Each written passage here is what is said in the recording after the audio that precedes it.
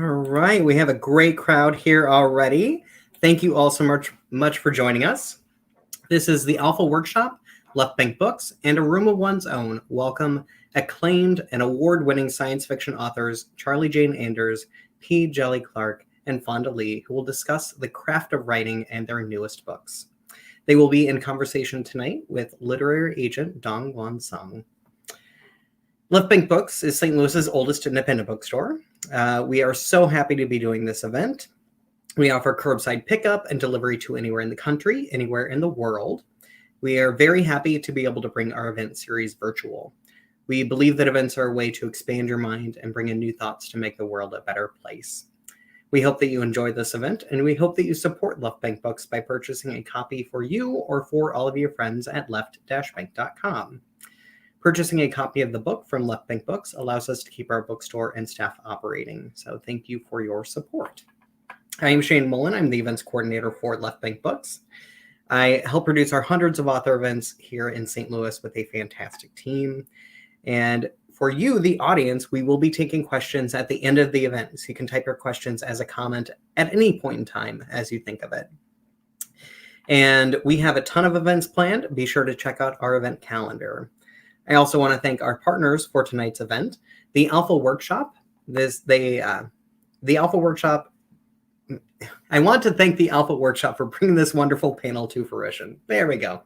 The Alpha Sci-Fi Fantasy Horror Workshop for young writers is truly one of a kind. An 11-day residential writing workshop that trains teens from 14 to 19 years of age in the craft of writing genre fiction. There are 20 students, 10 staff, and 4 author guests at the workshop. Past author guests include Tamora Pierce, N.K. Jemisin, Ellen Kushner, and Mark Oshiro. Each guest spends 2 days at the workshop, giving lectures on writing, eating meals with students, and leading writing exercises. And to donate to the Alpha Writers Workshop, you can go to alphawritersworkshop.org/donate, and I'll put that in the comments. A Room of One's Own bookstore has been a fixture in downtown Madison, Wisconsin since 1975. They are currently moving to a new forever home, but you can still support them online at roomofonesown.com. A Room of One's Own is your local independent feminist bookstore. They offer a wide selection of current and classic fiction, nonfiction, graphic novels, local interest titles, gifts, toys, and greeting cards. They also have strong children's and young adult, women's studies, and LGBTQ fiction and nonfiction sections. So they are also very happy to be a part of this event and welcome your support as well. About tonight's panel, I will not go into incredibly lengthy description about each book, but we are so excited to have you join us for a fantastic conversation with multiple award-winning authors Charlie Jane Anders, P. Djeli Clark, and Fonda Lee in conversation with literary agent DongWon Song. This is an incredible combination of authors with dozens of books and accolades from all over the world.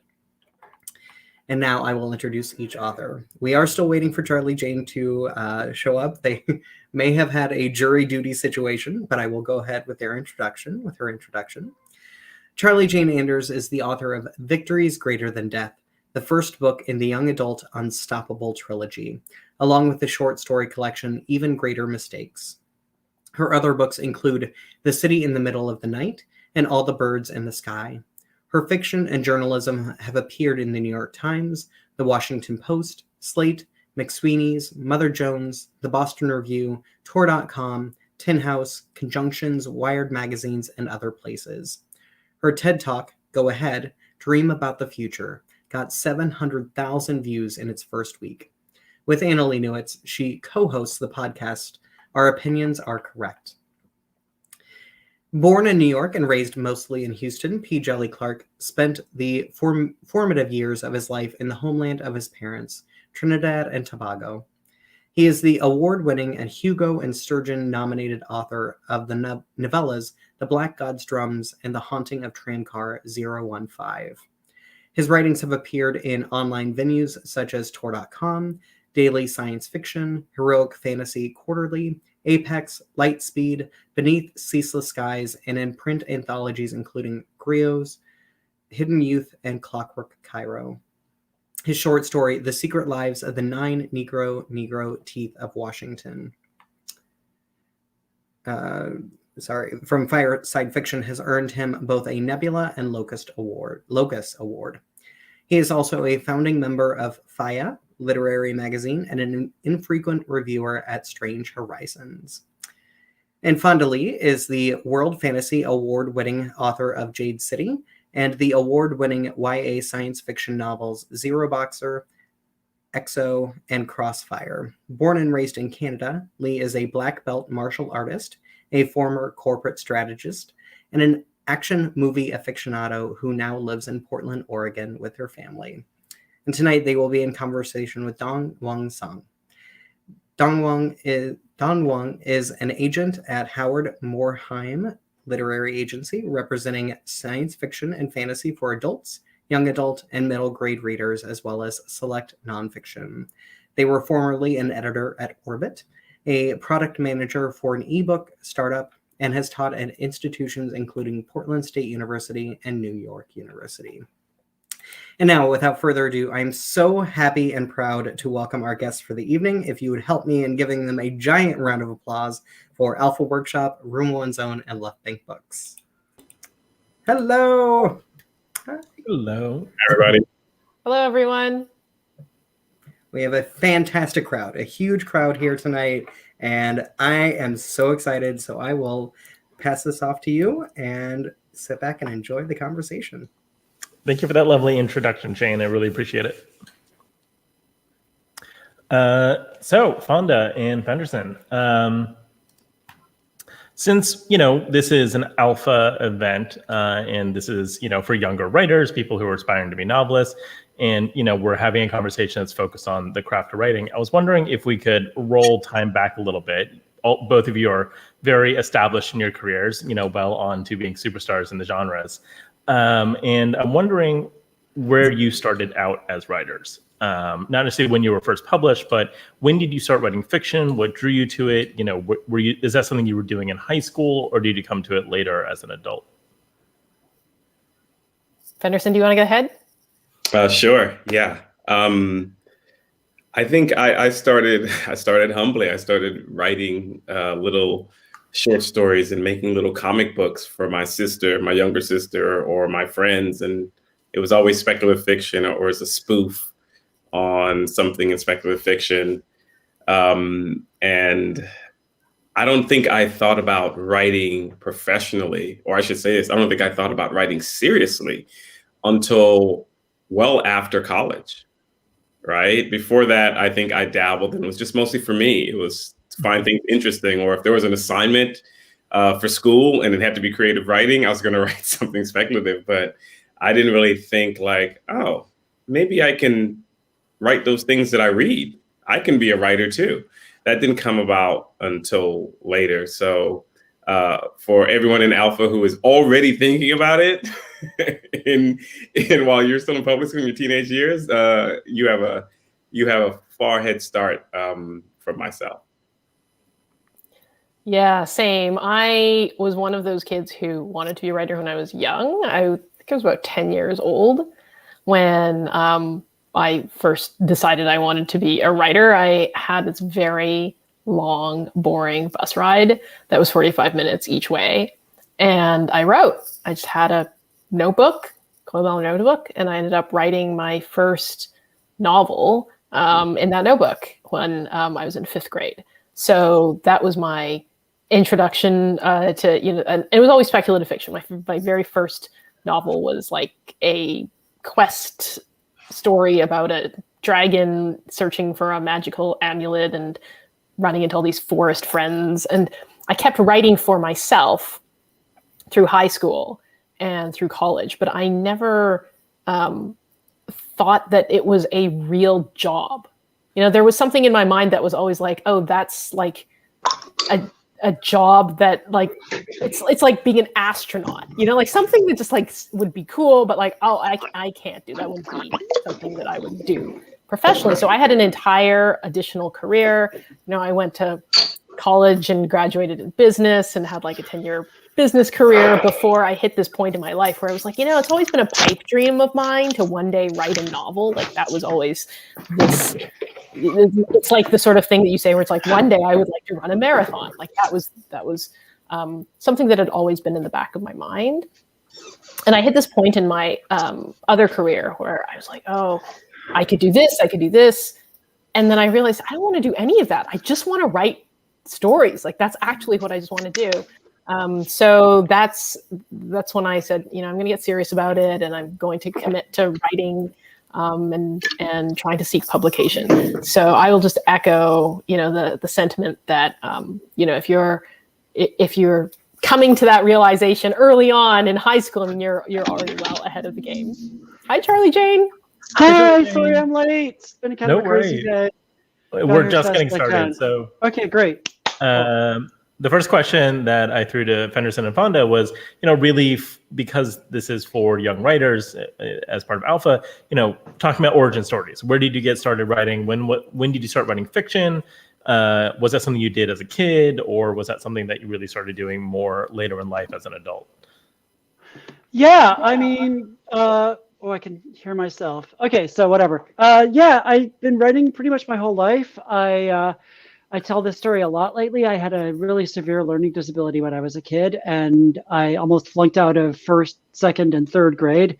But I had this special education teacher who really worked with me, and she encouraged me to kind of use my natural kind of daydreaming and my natural tendency to just make up stories in my head to help me with schoolwork. And so that kind of started me down that path. And, and then I was just throughout elementary school and junior high, like fourth grade onwards, I was writing Doctor Who fanfic and other stuff like that in my notebooks instead of doing my homework. So I was always doing stuff like that. And like in high school, me and my friends had like a message board where we would all write parts of a story, and that was a really fun thing. So yeah, there was always something creative like that I was doing, and I always knew that I wanted to do this for like a living, and it took a really long time to kind of break in. It took a very long time. It took a lot of like kind of just trying different things and sending stuff out, getting rejections, just keeping going, just over and over again. Yeah, thank you guys. So I think in American pedagogy, in high school and in college, there's a lot of pressure, I think, to move people away from genre fiction and commercial fiction into more literary fiction, more classics, things like that. All of us here are obviously big fans of genre fiction, and you all are also writers of it. Sounds like everyone started out doing speculative. Was there ever a temptation to try and do literary fiction, to try and do nonfiction, those kind of things? Or did you really just stick to the genre your whole time over your writing journey? I have never really had a desire to write something else. I'm like thinking about that. I mean, I think because I didn't go through a writing formal education, I didn't go through an English degree or an MFA or anything like that. I guess I was never exposed to the idea of what I should be writing. And because I was always writing for myself and writing for fun, I was writing what I loved, and what I loved was speculative fiction. So because of that, like when it came down to, what do I just naturally gravitate towards, that was it for me. And it never, I never felt like, speculative fiction was something that was a constraint. In fact, it was always the biggest canvas that I could think of for exploring the human condition and all the meaty things and ideas about our current world and our society that, that literary fiction or any other genre explores. I was just doing it on the canvas that I liked.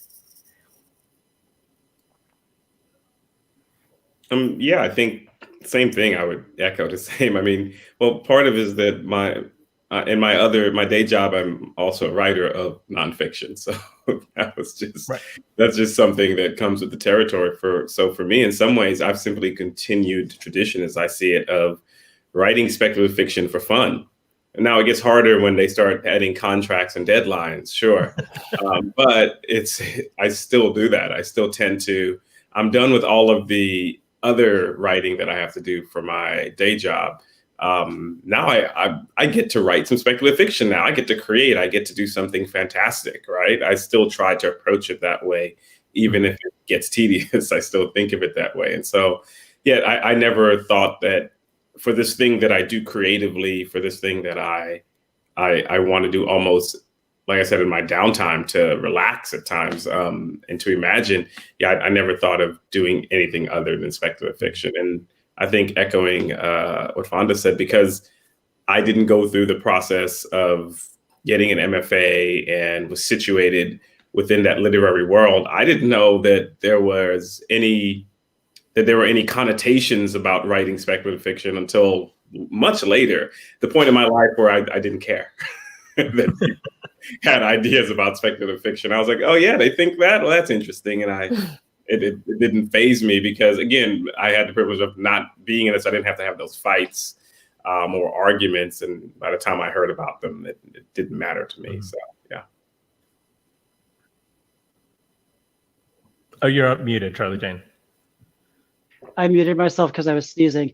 I'm actually a little bit different because I have written other genres. I mean, I obviously worked as a journalist. I worked for newspapers back in the day and did a bunch of journalism. So that's one thing. But also, I've written literary fiction. I've written, erotica. I've written romance. I've written what you'd call queer lit. I kind of dabbled a little bit in mystery. My first published novel back in 2005 was straight up literary fiction, published by Soft Skull Press. I actually had another literary novel that I had an agent shopping around in early 2007, and if that had got found a publisher, my career might be looking very different right now. I've continued to publish literary fiction. I had a story in this literary magazine Ziziva a year or two ago that was just about a bar closing in San Francisco and how all the people are dealing with their bar closing. No speculative fiction elements whatsoever. Very closely based to reality. It was like a queer bar, a beloved queer bar shutting down, which unfortunately is a thing that happens a lot here. And I feel like I because I've now gotten more attention as a speculative fiction author, that's kind of where my career is probably going to be focused, just because that's what I can sell right now. And my agent would definitely like me to keep writing speculative fiction. But I feel like actually writing other genres and also reading a lot of other genres has been really good for me as a writer. Like, I feel like those other genres of fiction and also the nonfiction stuff taught me different writing strengths and different approaches to writing that have made my speculative fiction better, I think, and that actually have kind of helped me to kind of develop other muscles and, help me to kind of think about writing in different ways. And I think it's actually been really good for me. It's been good to kind of multitask a little bit. Yeah, very cool. Yeah, I feel like all three of you have ways in which you blend lots of genres, right? Where you're pulling in science fiction, you're pulling in fantasy, you're pulling in horror, you're pulling in historical things, and lots of sort of literary ambitions are embedded in your work too. So I think it's really interesting that you all are coming at it from these perspectives. So to turn a little bit into the more craft side of things, I'm curious for each of you, when you're approaching a new project, what's really that immediate starting point? Like, how do you get started getting excited about working on your next thing? Is it an image? Is it an idea? Is it a plot? Is it a character? Like, what's the thing that you first latch onto that oh, this is going to work, I'm going to keep working on this? Or do you not? I mean, is it just sort of different every time? Is it hazy? I'm just curious.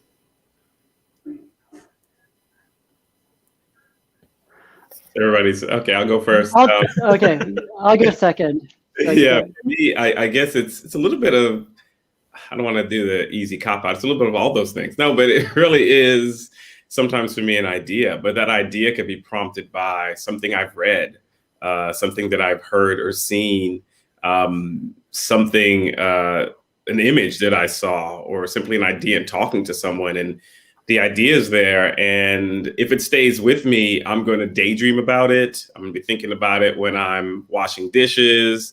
I'll be thinking about it when I'm mowing the lawn. And if it latches onto me like that, at some point I'll okay, I think I can turn this into a story. And by the time it reaches that phase, it's sat with me so long in my head, I probably haven't jotted down notes on it yet. It's just been something I've been thinking about. And when it's time, I'll start jotting down some notes. I might even give it a name or have a character, and that might be the beginning, and we'll see how it goes from there. Is that like weeks or is that like years while you're sitting there letting it just depends. For some stories, it's been like a matter of days or weeks. For other stories like Ring Shout was years because there were so many other things I was writing in between, but it stayed back there. And I wasn't certain what I wanted to do with the idea, but I had these images constantly in my head. But I didn't know what the plot would be. And so someone's at my door. I'll be right back. Sorry. Yeah, go for it. Yeah, similar answer. It could be, a character. It could be just a premise. It could be one plot point. It could, and for me, I let my ideas sit for a long time. So there's almost everything that I'm a novelist by nature. I do write short fiction, but that's more of like my hobby is short fiction, like career is novels.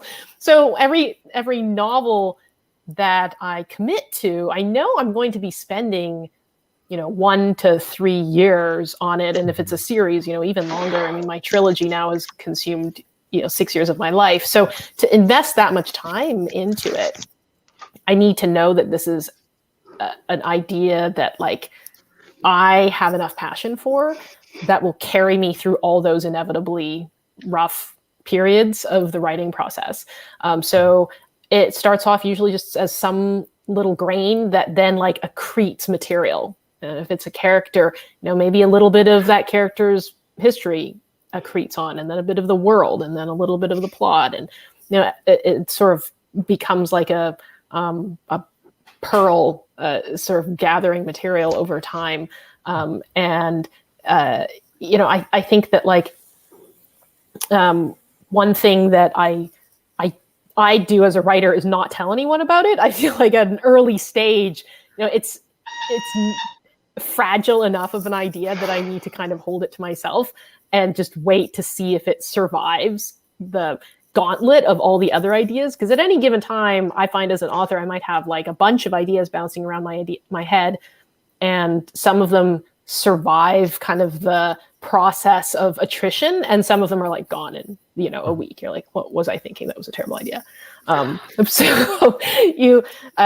I feel relatively fortunate in that there's always something that I want to get to. It's a really pertinent question for me right now, because I just finished a really big 3-book trilogy, and now I feel like overwhelmed by possibility.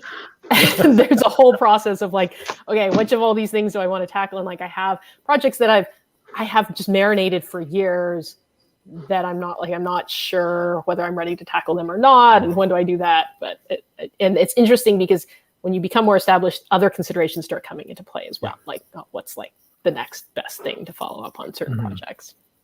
What's your brand at that point? What do you mean for this kind of thing? So yeah. What about you, Charlie Jane? Yeah, I mean, so usually most of the time it starts with an idea, like what Fenderson was saying, I guess, and like it starts with a cool. Often it'll start with like a what if, like what if there was a witch and a mad scientist? What if there was like 2 people who saw the future but they saw it differently or whatever? And then I'll try to kind of keep poking at that idea and trying to find a way to make it more a story about people. But, sometimes stories come to me in other ways. Like there's like, I'll have, yep, there's my cat. I'll have, he wants to eat the ring light. He always wants to eat the ring light. I'll have, it'll be like a science thing. There'll be like a weird science thing, like tidally locked planets. I'll be like, oh, what about, that's kind of cool. What would it be like to be on a tidally locked planet? And I'll just kind of try to think about like a particular scientific thing and what it would be like to be a person in that. And so that's another way that I get into it. But for me, it's very much a process of taking an idea that's, usually it's something that's kind of cool on its face. It's like, oh, that's a cool concept. Like, oh, if I saw someone else had a book that was that was the tagline, I'd be like, oh, I want to read that.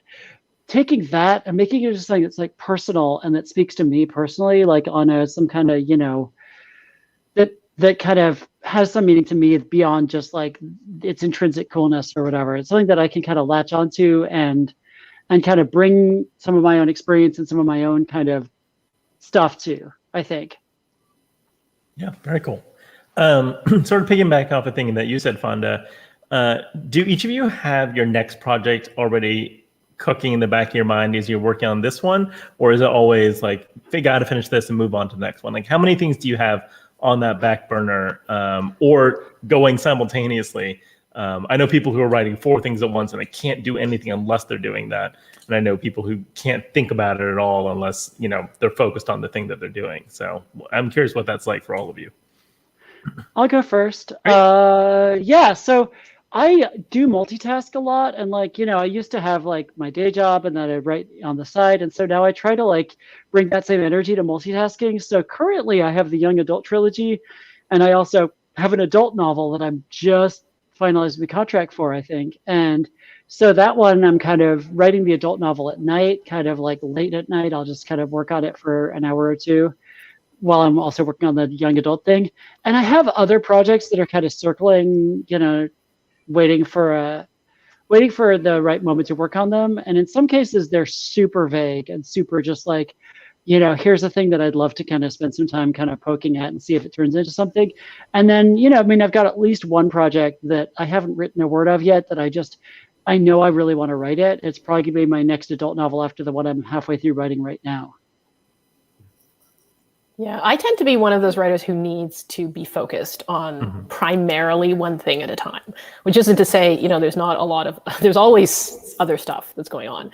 Even things like traveling to cons, well, not so much so lately, but like whether it's travel, whether it's promotion, whether it's, you know, you agreed to write this short story that was commissioned with your teaching, you know, so there's always just the job of authoring that's in the background. But when it comes to like a writing project, I usually have one thing that I am focused on at that time. And I may stagger it with other projects. So it may be one of these situations where I know I want to get a draft done by a certain point so I can send it to early readers. And then I can turn my attention to this other thing for 1 or 2 months while the other project is being read. Or, you know, I know something is, I'll try and get something revised to a certain point, and then I know I need to set it aside for a little while to take a break from that and do something else. But I generally have one main project and then like 2 or 3 other sort of things going on that are in different stages, and you're sort of parallel pathing things because you may be promoting something and revising something and early stage brainstorming on something else. Yeah, that makes sense. Anderson? No, I think I'm somewhere between the two of you, or at least I see what I do between the two of you. I mean, I think if there's shorter stories, I tend to be able to do like Charlie Jane says, do a lot of multitasking because I don't have to jump deep into this world and do this deep dive and make sure I can go back and forth between. And sometimes I'll need to stop on one story because it's just not ready. It's just not working, and I purposely want to go to something else. And everyone here knows probably there's that one story that just demands to be written right now. It's like a cat or a dog that just at that moment, and it's like it won't let until you finish it. It's sometimes a short story. Until you finish it, you can't finish anything else. So sometimes that happens, but often I think, like Fonda said, I tend to, however, if it's a longer project, I tend to need to work on that. But like you said, you never really get to just work on that, because while you're doing that, people are like, "Hey, would you like to submit this short story?" And you're like, "Okay, I got to go back to this," or "Here are edits. Okay, I've got to go back and edit this thing." And so it's often it often seems like when I get 2 things off my plate, something else jumps on there. There's nothing like copy edits landing right when you're hitting your stride on a draft. Oh yeah. Oh man, that. Yeah, Every time. Every time. And then like your proof page, you're doing proof pages and then you go back to your draft and it's like the jarring sensation is just so line by line copy edits. And Oof. And the difference is made from when I just wrote for myself, when I was still trying to break in and I was just like Charlie Jane says, just sending things out and seeing what sticks. I did that for like maybe 20 years. I was just throwing stuff out there. That was a different type of writing. Then I wrote what I wanted to. I stopped and I started and I did whatever I want. I could write 3-4 stories. That was before, as I said, when contracts and deadlines show up, it's a different story, right? Now, that thing that I promised you, it has to be written. That thing that says Untitled #2 has to become something real and be sent out. So it becomes a different beast. Yeah. Charlie Jane, were you going to add something or? Oh, no, I was just going to say, the thing where like you're in the middle of trying to write a draft and then you have to deal with like, I always feel it kind of knocks someone down my sales, partly because like usually the page proofs are like so polished and like have like most of the nonsense kind of beaten out of them at that point. And then you go back to your draft and it's just nothing but nonsense. And it's nothing but just like my kind of like, I think this is going to do something. I think this character maybe is going to be here. I don't know. They're just standing around talking about tea and crumpets for 5 pages now. I don't know.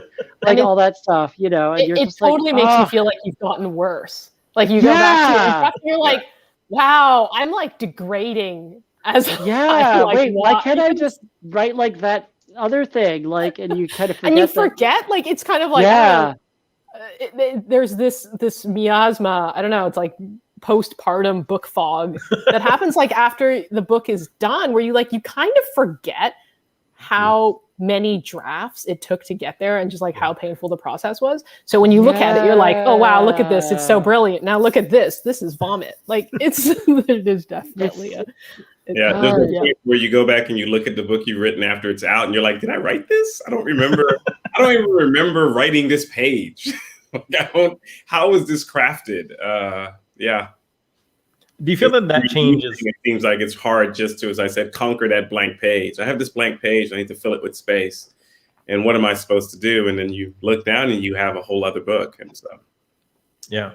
I always take that as at least, I was like, I guess I can do it. I always figure one day I'm just going to show up and it's going to be like, no, you can't do it anymore. It doesn't work. One day it's going to leave you, The imagination thing. And I'm just going to be looking at it and be like, nothing. I got nothing. Nothing's coming. But so far that hasn't happened. There always seems to be something on the horizon. It seems to be pretty unlikely too. But kind of pivoting a little bit to that blank page, not to get too dark here, but it's been a very complicated, it's been a very difficult year, and judging by my inbox, it has really slowed down people's process a lot. I think people have been having a tough time hitting those deadlines, having a tough time keeping working. Charlie Jane, you're about to have an entire book on this subject coming out, so I'm curious, for each of you, what helped you keep going? What helped you stay motivated? Or, what were you doing that you felt like you need to take that break, right? How was that for you? And, how did you figure out where you are now versus where you were 6 months ago versus, where you were 2 years ago?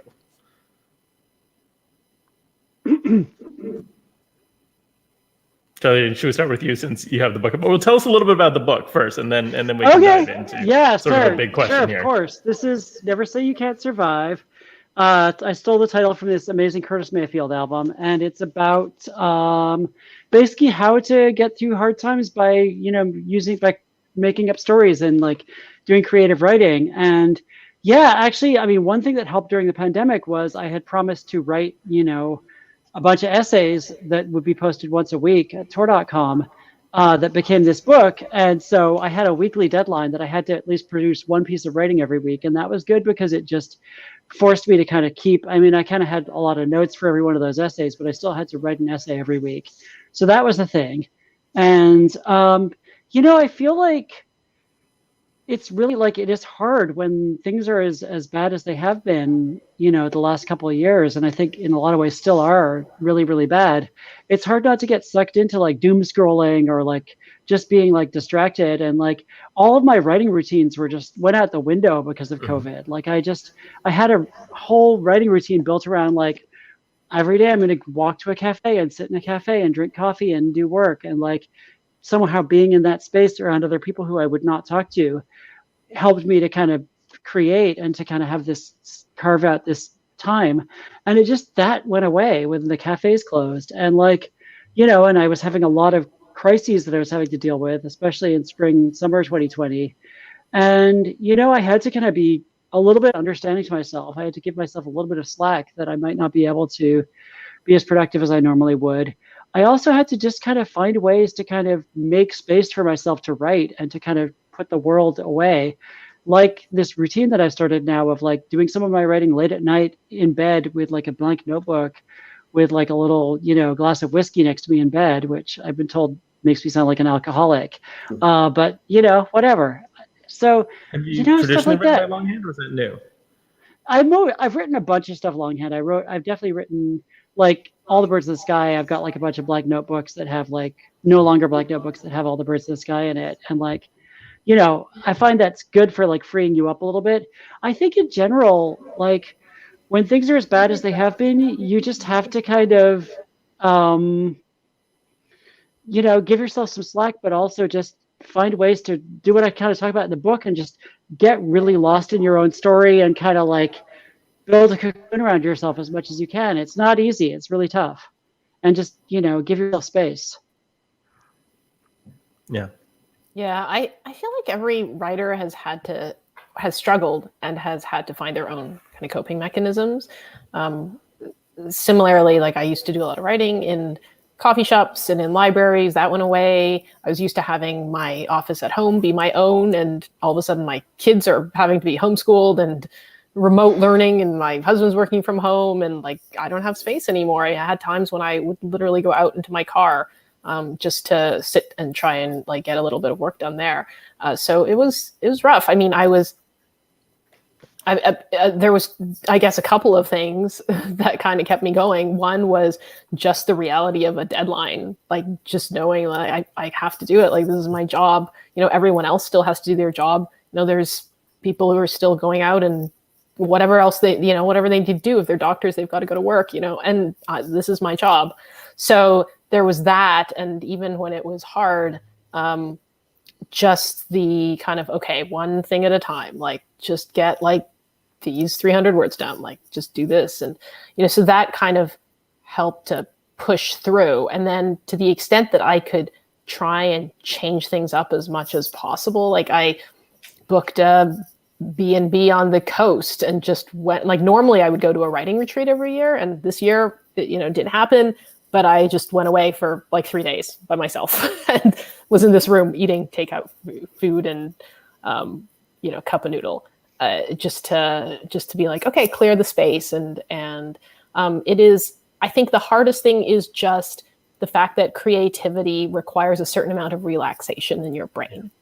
Yeah. It's not like a survival skill, right? Like when it's like the Maslow's hierarchy of needs, you sort of need to have fulfilled the other needs in your life and feel somewhat secure and safe in other things so that you can really let your mind roam and be creative and tap into the joy of storytelling. And that's been hard.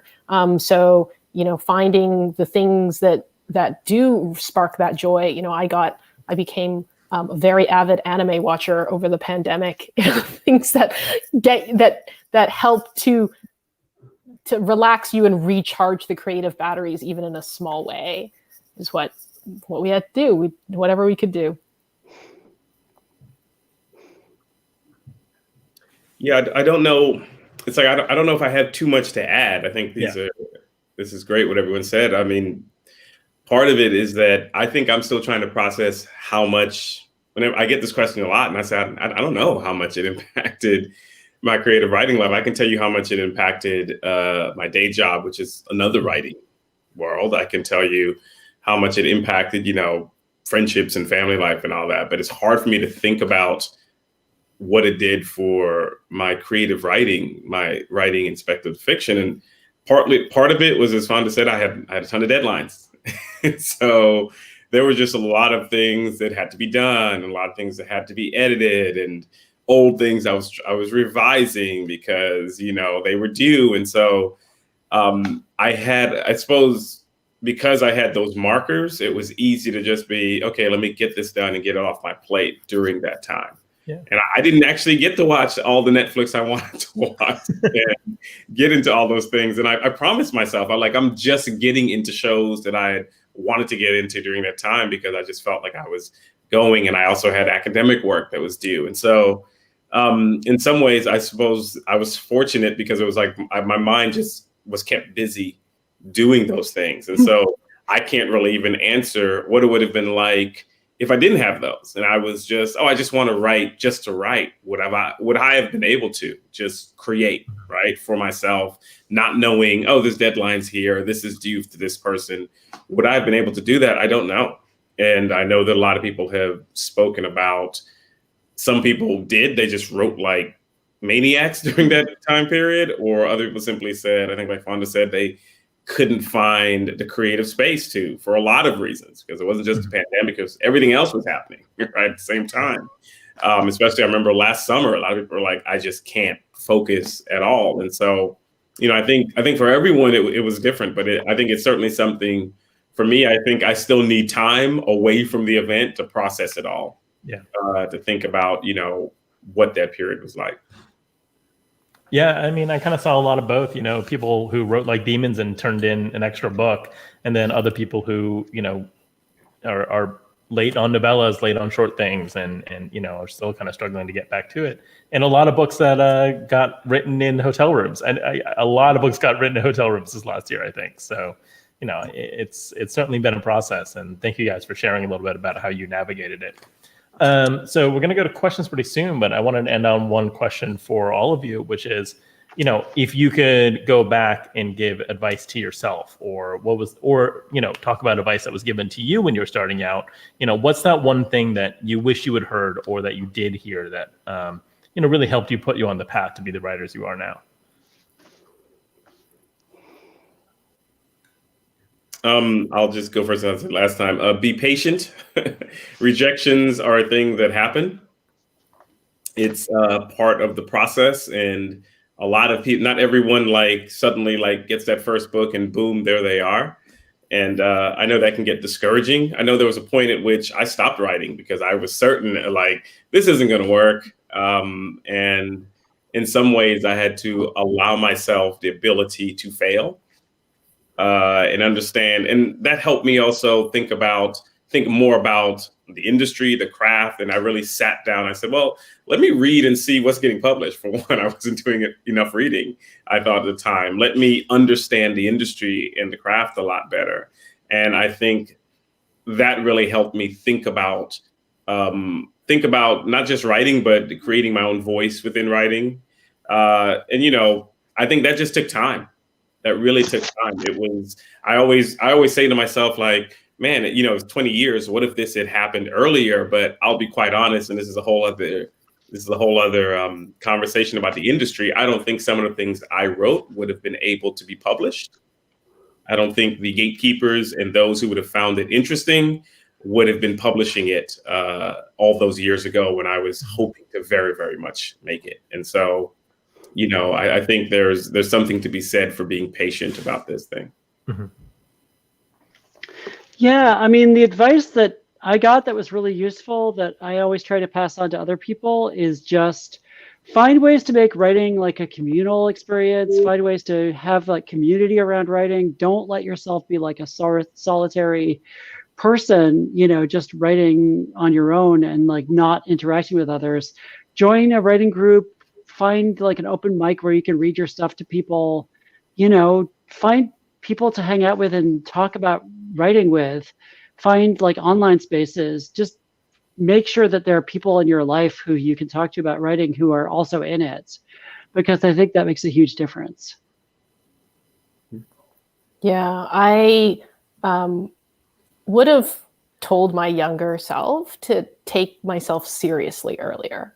And to, not think, a creative career is a hard one. There's no question, right? There's a reason my parents were maybe have a stable career with a daily, bi-weekly paycheck before you try to tackle this. I can totally see where they were coming from. At the same time, it can be done.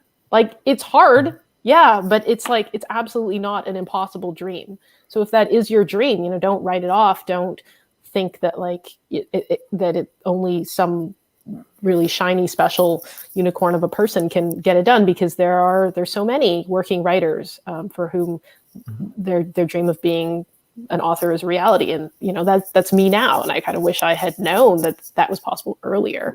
And I once heard a bit of advice that has stuck with me, which is like, to succeed you need there's sort of a three-legged stool, and it's luck, hard work, and talent. And you need at least two of those. You can be like hardworking and talented. You can be talented and lucky. You could be lucky and hardworking. And like two of those three need to fall into place for this to like, for you to make it. And you can't do it, like you can't control luck a ton, but you can put yourself in a position to get lucky, and you can control, you know, hard work, and you can control, you know, talent to a large extent by like learning and being devoted to your craft. So yeah, it's a dream, but it's an achievable one. And you know, don't sell yourself short. That is all truly fantastic advice. Thank you, guys. This has been an incredible panel. I'm super excited to get to some of these audience questions, but I've actually had friends text me to tell me how amazing this panel has been. So thank you all so much for just being the incredible authors that you are. And DongWon, thank you so much for moderating this. Like, you have such incredible my absolute pleasure. Talking to these three is a joy. So yeah. So I want to start. We have a couple of individual questions that are directed towards each author, and then we have a couple of questions that are more general. So I want to start with a question for Fonda. So this is, I'm actually going to combine these two questions. So one is from Maggie, one is from Laura. Fonda, can you tell us anything about Jade Legacy? And also, are you excited or stressed to, or both, to figure out what comes after the Jade series? Well, the answer to the second question is both excited and stressed. Remember that like authors are, because we're working ahead of like the publication schedule, Jade Legacy's been done for me for a while now.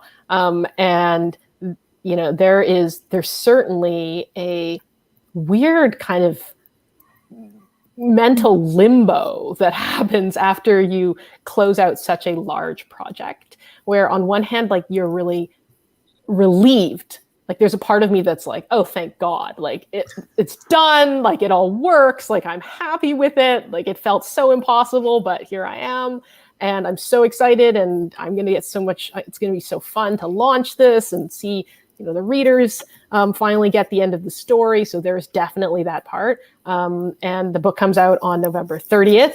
So just in a little over 3 months. Yes. No, it's more than that. Gosh, what day is it? 4 months. So it comes out at the end of November. And what else can I tell you about it? I mean, it's a beast. It is. So when I started out with this trilogy, I had this scaffold for the series in mind, that the first book would be really this conflict between the two clans on this nation island, and then the second book would take that conflict international, and the third would take it intergenerational. So that's the Jade Legacy really is kind of like then the third dimension of this thing that I set up so many years ago, and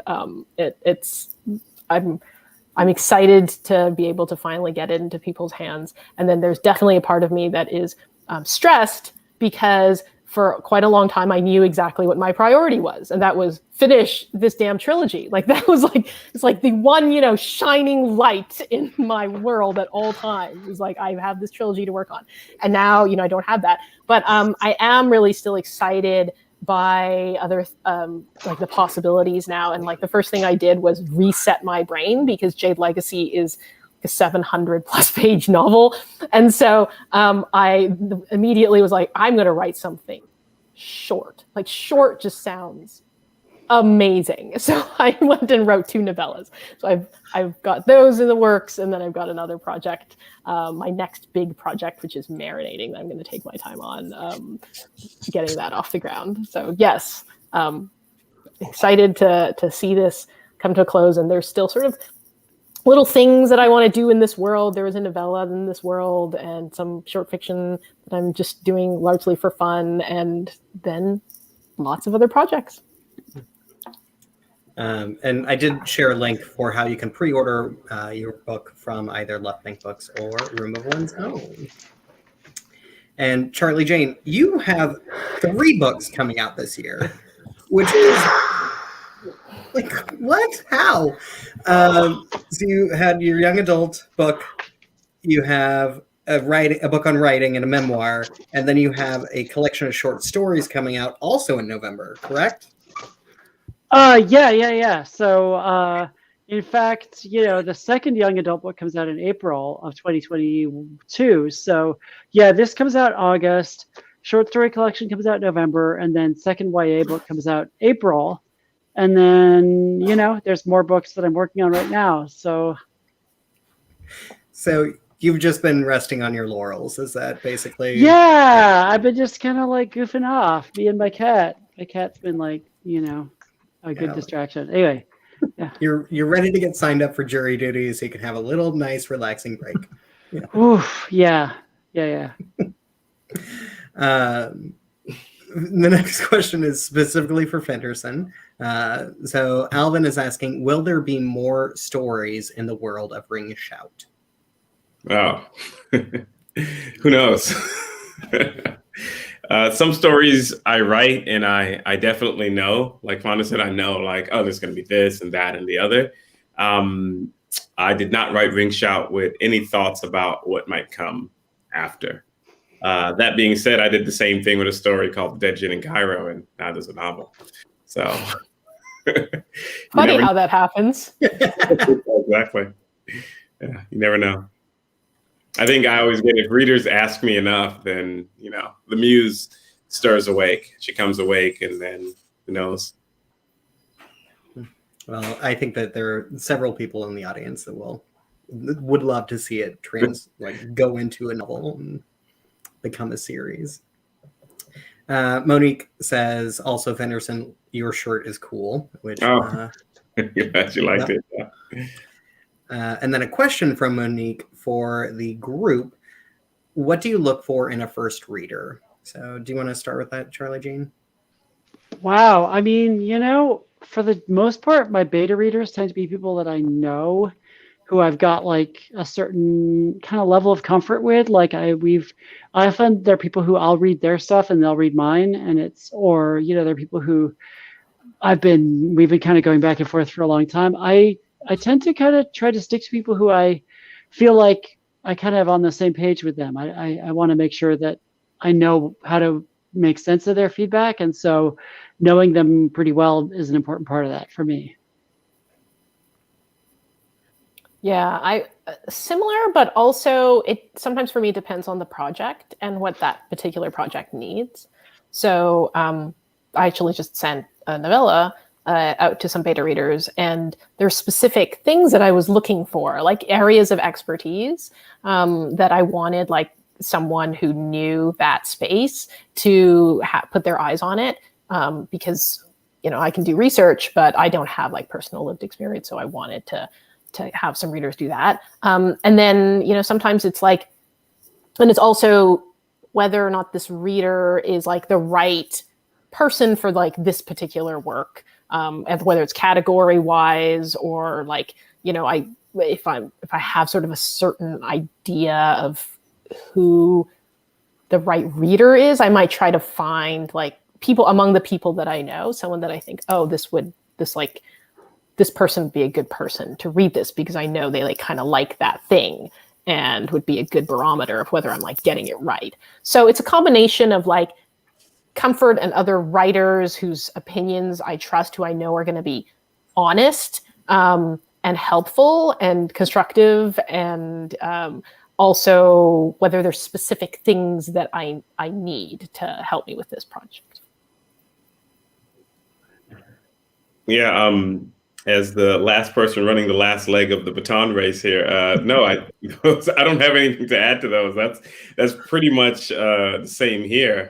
What I want is honesty and some critical feedback, and I want to know if the story works. That's like that's the first thing I want to know. Does the story work? Does this make sense? Were you bored to death? Or were you like, I don't understand? Like, let me know right away. Like, if this story works at all, or if there are things I need to, change this or bring this out, or you might need to go back and sit with this, or perhaps this story shouldn't see the light of day. And I've had somebody who's told me that before, and she knows who she is. She's like, if I want to send it there and I want like perfectly honest feedback, she'll be like, no, brother, this story just needs to sit at home until you're ready. I like that. And, and if I get it better, then I can send it back. She'll be like, oh yeah, see, this is it. And so, piece of advice I often give to writers is that keep someone in your life who will say no to you, right? Like keep that person around who can say, this one isn't good enough, or like you've written 300,000 words here that don't need to be in this book. And I think when we see certain big name writers start to go off the rails later in their career, you can tell there's no one around who tells them no anymore. And maybe that's not the best thing for your process. So. Your 800-page book is fine by us. We had a question coming for you, DongWon. So from Laura, what's the most exciting, rewarding thing about being an agent and representing authors in their stories? And I think this is a great question. Yeah, I mean, it's pretty straightforward. I mean, it's getting to help a writer put their story in the world is the best feeling, right? And, because when I work with a writer, when I work on a project, it's because I really believe in that project and, what that person has to say, what they're trying to, put out there. And so being able to facilitate that, making sure all those things are set up. And then once the book launches and people are reading it and loving it, there's like no high that compares to that. It's a fantastic feeling. And like every step along the way of like, when you get to call them and say, yes, we have a deal. Yes, this is happening. Yes, this is happening. That is the best. I mean, there's corollaries to that where things are sometimes disappointing. But still at the end of the day, a book exists that didn't exist before. People are reading a story that they didn't have access to before, and that's going to connect with somebody. And I really love that. That's why I do this. I agree. Like as a bookseller, like I get to do the opposite end of that. Mm-hmm. So I get to put it in the right reader's hands. And it just gets so exciting when like, you're going to love this book. Like, yeah. We have several really great questions and we are running out of time. I think we're going to go with this one. So Japan Blossom is asking, what are some examples of stories you wish could have been published but were too unmarketable or just never made it to the public?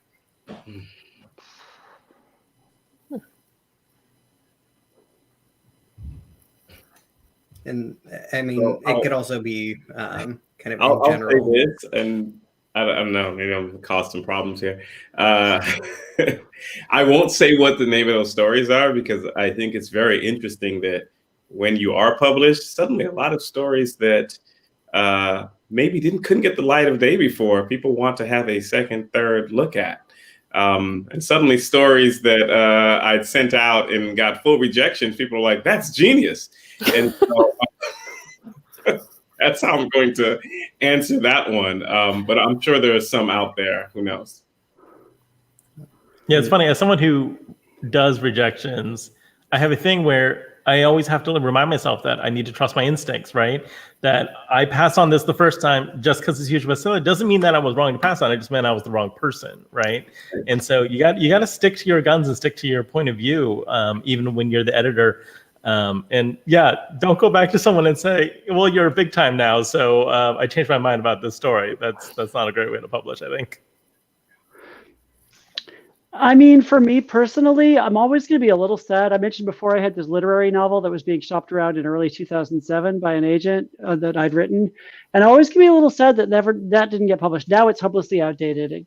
I don't think it could be published now, but it was about young people at the start of Bill Clinton's presidency. It was set in 1993. And it was all about like kind of coming of age, but also starting out the book with thinking that Bill Clinton is going to be the greatest president of all time, and then kind of slowly realizing that maybe that's not actually the case, and kind of losing some of your illusions. And I feel like in early 2007, it was still the George W. Bush era. People were like, well, this isn't relevant at all. But I think if someone had taken it on and it had gotten published, say in January 2009, it might have had some relevance to people. Like, okay, the last time we had a Democratic president come in, this happened. I just feel like it might have actually spoken to people in a way. But now I think it's in the trunk forever, unfortunately. Yeah, I also have an entirely trunked novel that I wrote before my debut novel. That was a like YA Asian fantasy portal realm hopping like story, and like it never sold, but I don't know how much of that was like, that market, like for non-European medieval fantasy and like more diverse fantasy worlds just wasn't fully developed at that time. Like it was a little bit ahead of its time. Like, this was 2010. Now I look back on it and I'm like, I still like, there's parts of it that I'm like, that's still pretty good, but I've now so much past that in terms of like my writing and where I'm at, that like it would be a complete and total rewrite, and I have other ideas that I want to work on. But like, yeah, like I think the market has really developed over the last 10 years in terms of just like openness and interest in like the blossoming of fantasy as a genre, that I still think that trunked novel would have had a better chance if I had tried to write it 5, 6, 7 years later. Thank goodness we're in a very different time now. Yeah. I just want to tag on a little bit right at the end here, just from an industry perspective. I would encourage writers out there to not think about this question too aggressively when you're coming up with an idea and when you're drafting, right? Write the book that you want to write and write the thing that feels most true to you. And then our job is, as industry people, or even your job when you start pitching it, is figuring out, okay, I have this thing. How do I get this thing into a form that people will understand what it is and be able to publish it well, right? Like, so you can, it's about figuring out how to pitch it and frame it up once you have the thing that you have and figuring out what it is. And then I think that can be such the way that you can get your story into the world. But when you're writing, if you try and like answer that question of like, is this marketable up front, you're going to write a book that isn't really for anybody, right? So you have to write that book that's like super specific to what you're trying to do, to what your story is, to what your truth is, and then figure out, okay, now how do I interact with this huge mess that is the publishing industry, right? Yeah, definitely. And oftentimes it's the works that people think are unmarketable that end up like creating the market. So many of the biggest hits over the past few years have been stuff that, if you just come up to me and said to me, this is the thing, it's going to be a huge hit, I'd be like, I don't know about that, we'll find out. But, I think that's what's really exciting now is stuff that is unpredictable is working. So we get to take big swings on weird books, and it's working, and it's making a much more exciting time for readers and publishers, I think. And I'll say this last thing, and probably because, and I'll say this, and I'm thinking about what Fonda wrote as well as me thinking about my older works. Perhaps the hip hop artist in me, the old DJ says, never be afraid to go digging in the crates. Some of those things that you wrote before, some of them may need to sleep, as my friend would tell me. They need to sit there and sleep in the abyss. And some other things may have been it just wasn't time for them yet. It may have been not time for them in the industry or time for you to perfect them. And you never know what gems are in there. And so I always tell people, I don't throw out anything I've ever written. I don't have every version. I have version 10-B in my system, but I keep them all because you never know when you might go back. I've gone back, for instance, and there's a book I wrote called Black God's Drums, which was literally first of all, that story was written years before it saw the light of day, like 7 years. So that was I went back and dug in the crates, and that story itself was written from a story. It was set in that same world from a different point of view of a character that was written like 5 years before that. So all this to say, you never know when it may be time. for that story to shine, for that world to shine, or what have you. And so the best thing I tell people, I think, is just to keep writing. When you finish that one thing, go on to the next. Because, you know, you want to keep creating, of course, and you never know when it's going to be the time for that other thing that you wrote that long time ago to shine. So dig in those crates if you have to. Don't be afraid. Well, I want to thank all of you for being on this incredible panel. I want to thank the Alpha Workshop for bringing you all together. If you have loved this panel and are not a student at the Alpha Workshop, you can support the Alpha Workshop at alphawritersworkshop.org/donate. So if you have enjoyed this panel, you can support them there. If you already have the books, if you don't already have the books, you can order them from Left Bank Books or from A Room of One's Own bookstore in Madison, Wisconsin. Left Bank Books in St. Louis. Both of us ship anywhere in the country. Room of One's Own currently is moving, so support them, but understand that you might not get your book right away. But happy to support a fellow independent bookstore, especially one that shares so much of kind of our mission in life. So I hope you had a great time tonight, audience. I'm speaking directly to you. It was really fantastic to have you here. Authors, DongWon, so fantastic. Such an amazing panel. So thank you all so much for being here. Thank you, Shane, and thank you, everyone. Thank you. Thank you all. for This was having really fun. us. This was so awesome. Thank you. Have a great evening, everybody. Everybody, Bye. bye-bye. Bye.